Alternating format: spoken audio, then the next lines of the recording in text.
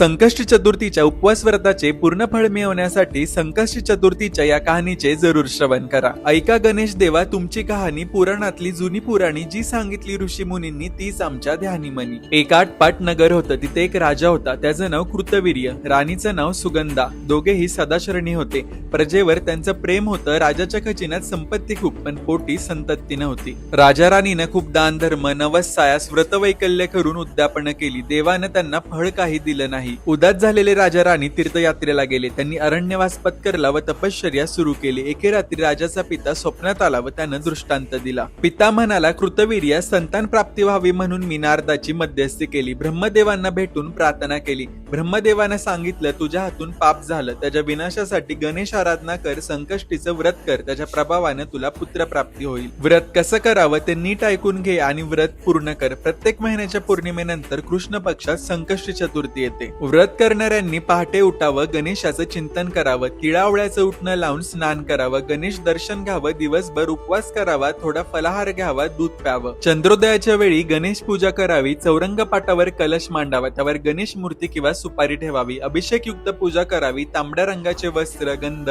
फुले, 21 दुर्वा गणेश मूर्तीला अर्पण कराव्या। त्यानंतर धूपदीप ओवाळून 21 मोदकांचा नैवेद्य दाखवावा, फल तांबूल विडा दक्षिणा मूर्ती पुढे ठेवावी, आरती करून अक्षदा फुले गणपतीला व्हावीत, नंतर चंद्रपूजा करावी। संकष्टी महात्म्याच्या पोथीतील कहाणी वाचावी, ऐकावी व सांगावी, तीर्थ घेऊन पूजा विसर्जन करावी। त्यानंतर भोजन करावे। हे व्रत 4, 7, 11, 21 वेळा करावे। संकष्टीस सुरू केलेले हे व्रत मंगळवारी येणाऱ्या संकष्टीस अर्थात अंगारकीस त्याचं उद्यापन करावं। हे व्रत केल्याने इच्छापूर्ती व संतान प्राप्ती होते। कृतवीर्य राजानं माघ वद्य संकष्टीस हे व्रत सुरू केलं, निष्ठापूर्वक त्याचं आचरण केलं। वर्षातच गणेश कृपा झाली, सुगंध राणीला पुत्र झाला, सगळीकडे आनंदी आनंद झाला। राजपुत्राचं नाव कार्तवीर्य असं ठेवलं।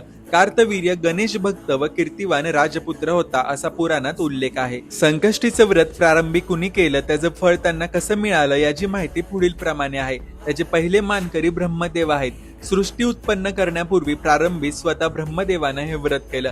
त्रिपुर दैत्याचा नाश करण्यासाठी भगवान शंकरानं, रुसून गेलेल्या महादेवाची भेट होण्यासाठी माता पार्वतीनं, त्यानंतर अगस्ती, दमयंती, रुक्मिणी, मारुती, गरुड, गौतम ऋषी, नंद, यशोदा, कार्तिकीय इत्यादींनी हे व्रत केलं असता त्यांचेही मनोरथ पूर्ण झाले। संकष्टीचं व्रत करणाऱ्या भक्तांचं गणेश कृपेनं कल्याण झालं, तसं तुम्हा आम्हा सर्वांचं हो ही 60 उत्तराची कहाणी 5 उत्तरी सुफळ संपूर्ण। देवा एकदंता गजानना, ब्रह्मादी देव तुझी आराधना करतात, तू भक्तांच्या इच्छा पूर्ण करतोस। तुझा कृपा लाभ होऊन आमचीही संकटे दूर होत, घरात सुख समृद्धी शांती लाभो हीच तव चरणी प्रार्थना। अशाच आध्यात्मिक माहितीसाठी आपल्या पेजला फॉलो करा।